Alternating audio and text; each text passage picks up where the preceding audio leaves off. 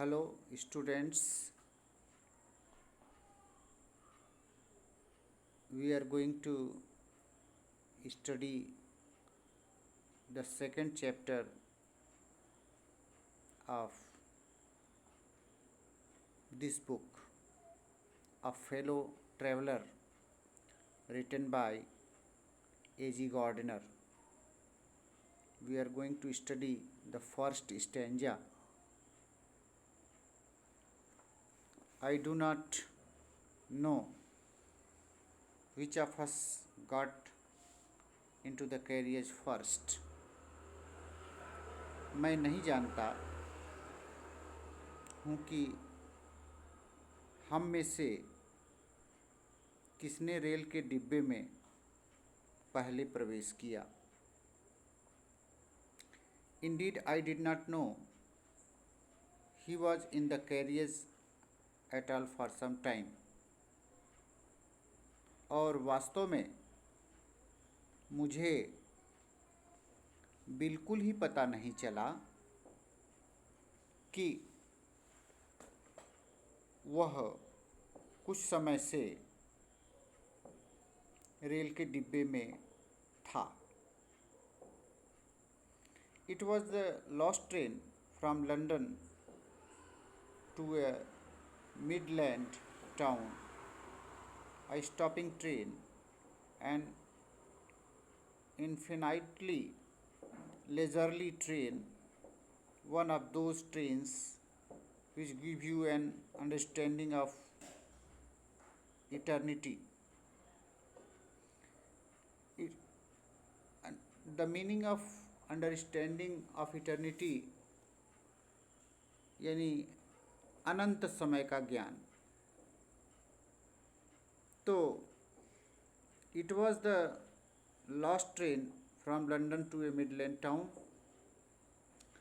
और लंदन से मिडलैंड के एक नगर तक जाने के लिए यह अंतिम रेलगाड़ी थी. अ स्टॉपिंग ट्रेन, रुक रुक कर चलने वाली रेलगाड़ी. एंड इन्फिनिटली लेजरली ट्रेन, और यह बेहद, इन्फिनिटी का मतलब यहाँ पर बेहद से है. लेजरली मतलब अत्यंत धीमे चलने वाली, अत्यंत आलसी ट्रेन. यह गाड़ी one of those trains which give you an understanding of eternity, उन रेलगाड़ियों में से एक थी जो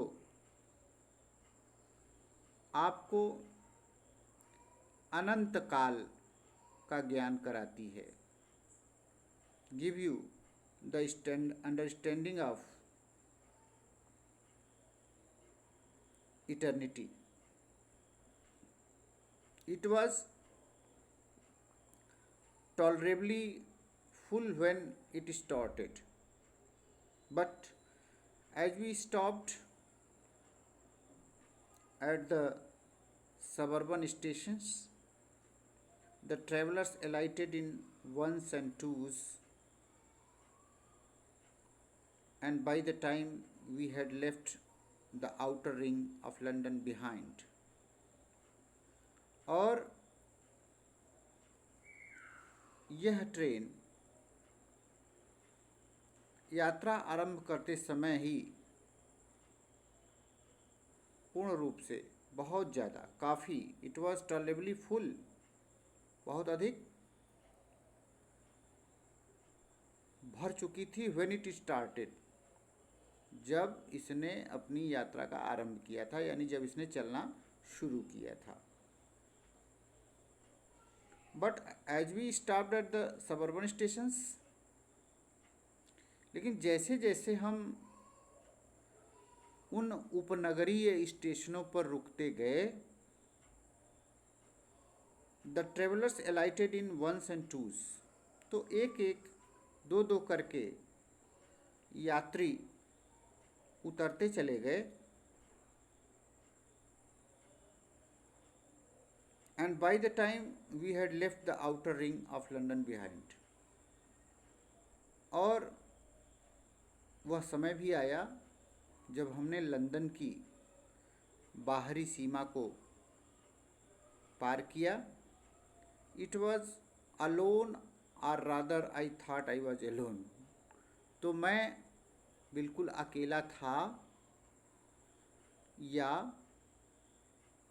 मैंने यह सोचा कि मैं अकेला हूँ।